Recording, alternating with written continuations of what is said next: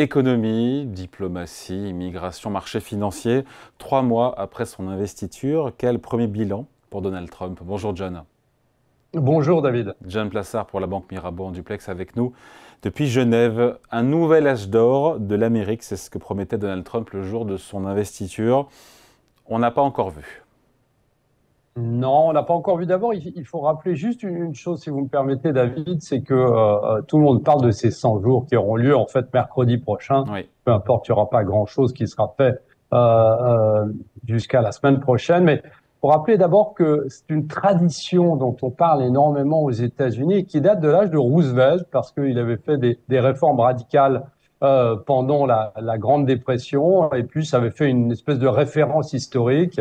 Et chaque année, eh bien, on s'amuse, aux États-Unis notamment, de parler des 100 premiers jours parce que les journalistes s'y intéressent, mais aussi parce que les candidats, et donc ceux qui sont élus, comme Donald Trump, eh bien, promettent de faire pas mal de choses ces 100 premiers jours. Mais globalement, alors je vous dis peut-être la conclusion et vous m'excuserez, David, mais globalement, les 100 jours ne marquent pas toujours du saut de la suite, c'est-à-dire ce qui va arriver dans ces 3 prochaines années du président. Et en l'occurrence, on n'espère pas pour Donald Trump que ces 100 premiers jours soient l'empreinte de ce qui va se passer ces 3 prochaines années. On se souvient à peu près de ce qu'il avait promis. Qu'est-ce qu'il a fait effectivement parmi tout ce qu'il avait promis de faire en 100 jours? Alors, déjà, il a fait pas mal de bruit. C'est la première des choses. La deuxième des choses, c'est que je dirais que selon lui, hein, selon son programme à lui, eh bien, il a mis en œuvre pas mal de mesures de réforme sur l'immigration aux États-Unis. Évidemment, la mise en place de taxes douanières, même s'il y a eu des rétropédalages, il a quand même mis des taxes douanières en place. Il a aussi forcé, alors rien n'a été fait très concrètement, hein, mais il a aussi forcé le débat sur un cessez-le-feu et un potentiel paix à Gaza et en Ukraine, qui est très important parce qu'on n'en parlait pas avant. Et puis aussi, eh bien, il a utilisé des décrets massifs. C'est celui qui a établi le record, hein. Il a mis 130 ordres exécutifs en 95 jours. Mais d'un autre côté, les lois qui ont été promulguées, eh bien, sont au nombre de 5 et c'est les plus faibles qu'on a eu sur ces 20 derniers présidents. Oui, beaucoup de décrets, peu de lois votées. C'est ce qui fait que cette gouvernance pose question et est contestée aux États-Unis. Oui, tout à fait. Et puis, vous savez, on était dans une situation, et c'est toujours apolitique ce que je vous dis, mais on était dans une situation où on avait l'impression que le président Biden, que ce soit juste ou faux, ça c'est une autre chose, mais n'avait pas fait grand-chose et ne faisait pas beaucoup parler de lui.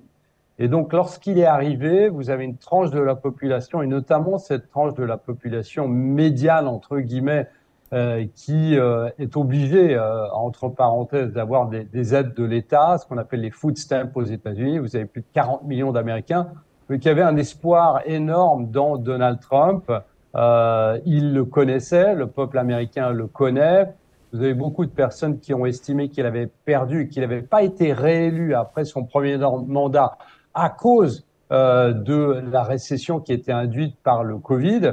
Et donc ici, on était dans une situation où il y avait beaucoup d'espoir, beaucoup de promesses, hein. Je vous rappelle quand même que Donald Trump avait dit qu'en 24 heures, il arrêterait la guerre en Ukraine. Et puis après, la semaine passée, il a répondu à un journaliste qui lui posait la question en disant mais c'est toujours pas fait. Il avait dit qu'il avait été, ça avait été dit de manière assez sarcastique. Donc vous avez beaucoup de bruit, beaucoup d'espoir. Et puis un gouvernement, Donald Trump et les personnes qui travaillent avec lui, on a l'impression quelquefois qu'il navigue à vue et c'était pas ce qui était prévu à la base puisque Donald Trump avait une expérience sur un premier mandat. Quel impact de tout ça, de ces 100 premiers jours, je ne sais pas, sur l'opinion américaine? Quel impact économique? On parlera des marchés financiers après. Quelle perception les Américains ont-ils de Trump? Mais, en fait, on a vu, si on compare avec les anciens présidents et même avec le premier mandat de Donald Trump, c'est que on a eu une chute rapide, extrêmement rapide dans les sondages, y compris chez les indépendants qui avaient voté en masse pour Donald Trump. On a un climat social qui s'est retendu immédiatement. Il s'était tendu à la fin de la campagne électorale avant novembre, mais il s'est retendu immédiatement, que ce soit à l'encontre de Donald Trump, mais aussi à l'encontre d'Elon Musk, hein, qui fait vraiment ou qui faisait vraiment partie du gouvernement américain. Et puis, on a ces fameuses tensions géopolitiques qui se sont accrues avec la guerre commerciale. On a rarement eu autant de tensions, et notamment, vous savez, avec les Canadiens, qui sont les voisins immédiats et qui sont les partenaires historiques des États-Unis.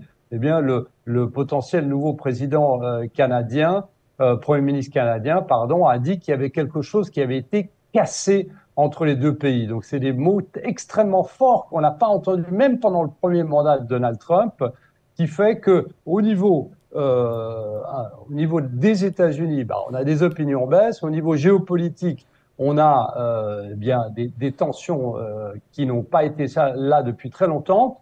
Et puis, globalement, bien, je résumerai en un mot, c'est la volatilité. On va parler des marchés, mais la volatilité dans les interprétations qu'on a entre l'Europe et les États-Unis, la Chine et les États-Unis, et puis le Canada, on en a parlé, et puis aussi une volatilité sur absolument toutes les classes d'actifs qui ont un lien de près ou de loin avec les États-Unis. Ouais. Mais la confiance des agents économiques, que ce soit les ménages ou les entreprises, est-ce qu'on peut déceler déjà des trucs? Oui, tout à fait, parce que, vous savez, ce qui avait fait perdre, entre autres, Joe Biden, c'était l'inflation. Ouais. On sait que c'était vraiment qu'il fallait surtout pas toucher pour les États-Unis, puisque les Américains regardent vraiment ce qu'ils ont à la fin du mois. Et aujourd'hui, les impôts, vous savez, la promesse de baisse d'impôts de 21 à 15% n'a toujours pas été votée par le Congrès. Et aujourd'hui, très concrètement, eh bien, on voit qu'à la fin du mois, les Américains, malgré le fait que vous avez le prix du baril et les prix à la pompe qui ont baissé, eh bien, les Américains sont toujours frappés de plein fouet par l'inflation. Qu'est-ce que ça veut dire très concrètement?